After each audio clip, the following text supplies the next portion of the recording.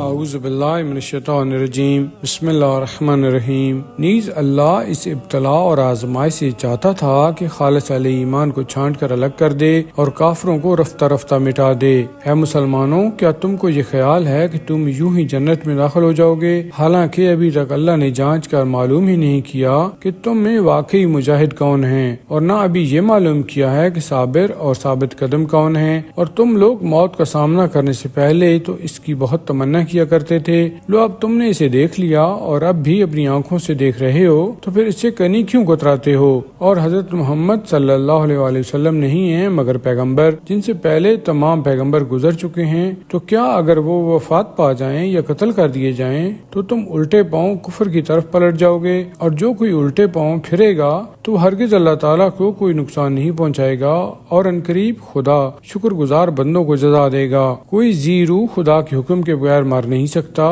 موت کا وقت تو لکھا ہوا یعنی معین ہے، اور جو شخص اپنے اعمال کا بدلہ دنیا میں چاہتا ہے تو ہم اسی دنیا میں دے دیتے ہیں، اور جو آخرت میں بدلہ چاہتا ہے تو ہم اسے آخرت میں دیتے ہیں، اور ہم عنقریب شکر گزار بندوں کو جزائے خیر عطا کریں گے۔ اور بہت سے ایسے نبی گزر چکے ہیں جن کے ساتھ مل کر بہت سے اللہ والوں نے جنگ کی، تو اللہ کی راہ میں ان پر جو مصیبتیں پڑیں ان پر وہ نہ پست ہمت ہوئے اور نہ انہوں نے کمزوری دکھائی اور نہ دشمن کے سامنے سرنگوں ہوئے، اور اللہ صبر و تحمل رکھنے والے ثابت قدموں سے محبت رکھتا ہے۔ ایسے مواقع پر ان کا قول اس دعا کے سوا کچھ نہیں تھا کہ اے ہمارے پروردگار، ہمارے گناہ اور اپنے کام میں ہماری زیادتی معاف فرما اور ہمیں ثابت قدم رکھ، اور ہمیں کافروں پر فتح و نصرت عطا فرما۔ تو خدا نے ان کو دنیا میں بھی صلاح عطا کیا اور آخرت کا بہترین ثواب بھی عنایت فرمایا، اور اللہ نے کام کرنے والوں کو دوست رکھتا ہے۔ اے ایمان والو، اگر تم نے ان لوگوں کی اطاعت کی جنہوں نے کفر اختیار کیا تو وہ تم کو الٹے پاؤں کفر کی طرف پھیر کر لے جائیں گے اور تم بڑا خسارہ اٹھا کر واپس ہوگے۔ تمہیں کسی کی اطاعت کی کیا ضرورت ہے، بلکہ تمہارا حامی اور سرپرست خدا ہے،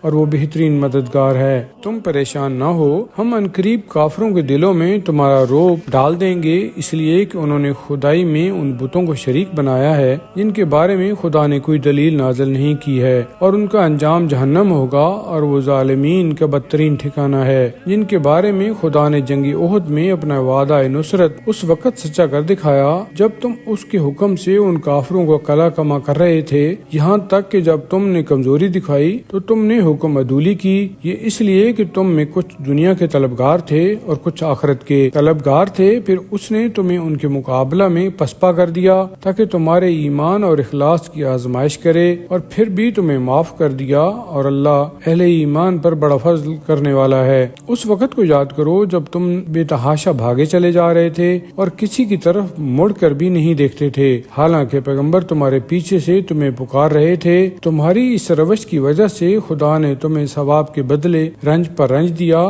تاکہ آئندہ جو چیز تمہارے ہاتھ سے نکل جائے اس پر ملول نہ ہو، اور جو مصیبت درپیش ہو اس پر رنج نہ کرو، اور اللہ تمہارے سب اعمال سے خوب باخبر ہے۔